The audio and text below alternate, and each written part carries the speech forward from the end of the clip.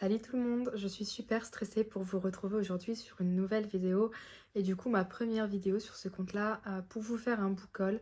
Voilà, donc ça fait quelques années que j'ai commencé la lecture, peut-être 3-4 ans maintenant. Et j'avais une chaîne YouTube avant où je vous montrais mes lectures, mais voilà, j'étais pas assez à l'aise et tout ça, donc j'ai préféré tout supprimer. Et voilà, aujourd'hui je me sens de nouveau à l'aise, je fais pas mal de vidéos sur une autre plateforme. Voilà, donc bien sûr je ne pourrais pas vous montrer absolument tous les livres que j'ai achetés parce que il y en a beaucoup trop. Mais voilà, je vais vous montrer surtout les derniers. Et donc pour commencer, je vous présente Curious Tide, donc c'est en format collector, le tome 1. Et je viens tout juste, tout récemment, d'acheter le tome 2. Enfin, ils sont magnifiques. Par contre, le tome 2 a l'air tellement plus épais. Ça, je sais pas si je vais pas les garder pour l'automne. L'automne, c'est ma saison préférée. Et je pense que la majorité des livres que je vais vous présenter aujourd'hui sont plutôt faits pour l'automne. Donc, on a aussi Ces promesses maudites. Alors, c'est un tome 1. Je crois que c'est une duologie. Je l'ai trouvé à très petit prix sur Vinted. Du coup, j'ai foncé. Enfin, j'ai même pas réfléchi. On a ce petit bébé qui est sorti il n'y a pas très longtemps, qui fait très vibes automne, Halloween, tout ça. J'ai trop hâte, j'espère qu'il sera cocooning, j'ai envie de lecture cocooning. Et d'ailleurs, enfin, je sais pas si ça s'entend à ma voix, mais genre je suis en pleine angine, en plein été, c'est une honte totale. Voilà, donc je me demande si on n'est pas déjà un petit peu dans un mood automne en ce moment. Voilà, j'ai trop hâte de le sortir, il est magnifique. Alors après, ça va être un petit peu compliqué de vous les présenter tous, mais en gros, j'ai les 4 premiers tomes de la saga Le Royaume des Corbeaux. Voilà, j'ai lu que le tome 1 pour le moment, je viens d'acheter le tome 4. Et ben autant vous dire que le tome 1 on le trouve plus en neuf, je l'ai acheté d'occasion et genre je crois que j'ai dû l'acheter à 70 ou 80 euros. Et honnêtement, comment ça s'est passé? C'est-à-dire que je suis tombée sur le tome 3 à la Fnac ou à Cultura. J'ai adoré le résumé, j'ai demandé s'ils avaient le tome 1 et le tome 2. Le tome 2 était sur commande, le tome 1 était impossible de le retrouver. Donc je l'ai cherché sur Vinted et puis à un moment donné, enfin vu les tarifs, à un moment donné il était genre à 150 euros. Donc quand je l'ai trouvé à 70 euros, je l'ai pris. Mais honnêtement, je suis un peu restée sur ma faim sur le tome 1. Voilà, c'est celui-là, le tome 1. Ils sont vraiment tous magnifiques, hein, vraiment. Mais voilà, je suis un peu restée sur ma faim. Je me dis que de l'avoir payé aussi cher pour l'histoire qu'il y avait dedans, c'est un peu dommage. Bon, écoutez, j'espère que la suite sera mieux. D'ailleurs, si vous l'avez lu, n'hésitez pas à me mettre un petit commentaire en me disant go lire la suite, tout ça. Mais vous voyez, on est pas mal dans le thème de l'automne. Ensuite, on est sur quelque chose de complètement différent. On est sur une duologie, je crois. Donc c'est une dame qui était dans un festival écossais et c'est mon chéri qui est passé devant son stand. Moi, j'étais pas partie avec lui. Et quand il m'a dit qu'il y avait des auteurs-autrices donc dans ce festival, je lui ai demandé de me prendre voilà, des livres. Et honnêtement, je suis super contente. Ce sont mes premiers livres dédicacés. Donc j'ai vraiment trop hâte de les découvrir aussi.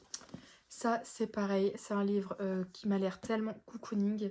La petite boutique de sortilèges de Sarah Beth Durst, enfin publié chez Brajlon. Mais c'est génial, ils font de plus en plus de brochets avec des jaspages. Je trouve ça juste super beau, super mignon. Celui-là, je pense que ça va être l'une de mes prochaines lectures, il me fait trop envie. A Kiss of Iron, publié pareil chez Brajlon, de Claire Saget. C'est mon chéri qui me l'a offert, il est rentré du coup quand j'ai été malade, j'ai pas pu aller bosser à un moment donné, enfin j'avais pas dormi de la nuit. Et pour me remonter le moral, il est rentré avec ce livre. Il est super beau, alors je suis dégoûtée, c'est apparemment une saga. Et j'ai vu qu'une seule revue depuis que je l'ai obtenue et la revue était assez mitigée, c'est-à-dire une plume apparemment qui est un peu trop jeunesse, avec trop de scènes de smut, donc du coup c'est censé être pour les young adultes, mais c'est à la fois trop jeunesse avec trop de smut, enfin... Voilà, la personne disait qu'elle allait quand même lire la suite de la saga. Apparemment, c'est une trilogie. Donc, on va voir moi ce que je vais en penser. Je sais pas quand est-ce qu'il sortira de ma pile à lire. Enfin, j'ai genre presque 200 livres dans ma pile à lire. Donc, à voir. Alors, celui-ci, pareil, je sais pas si je vais le prononcer. C'est Dance of Thieves de Marie E. Persson, publié à la Martinière. Donc c'est un livre sur lequel je me serais jamais arrêtée en temps normal, mais voilà, quand j'étais me faire, non c'est pas celui-là, c'est celui-là, quand j'étais me faire tatouer, je suis passée en face d'une librairie qui d'habitude est toujours fermée, et puis donc du coup j'ai demandé des conseils sur quel livre pourrait me correspondre selon ce que j'aime, et elle a super bien su me le vendre. Par contre c'est une duologie, et voilà, j'ai préféré prendre que le tome 1 pour le moment, j'étais pas sûre que ça allait me plaire la suite, donc voilà.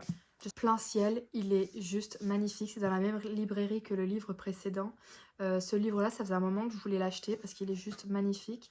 Mais il y a tellement de gens qui sont très mitigés, voire déçus de ce livre, que j'ai mis du temps à me décider à l'acheter. Et puis, à partir du moment où les gens disaient la même chose de Babel et que moi j'avais vraiment adoré Babel, c'était un gros coup de cœur, je me suis dit qu'il fallait pas forcément que je me fie aux avis des gens et donc je me suis laissée tenter, surtout que c'était le seul exemplaire. Et surtout dans une petite librairie le trouver, je me suis dit que c'était le destin, qu'il fallait que je le prenne. On tombe sur le dernier livre, c'est L'année de grâce, donc de chez Casterman, pour l'auteur-autrice Kim Liggett.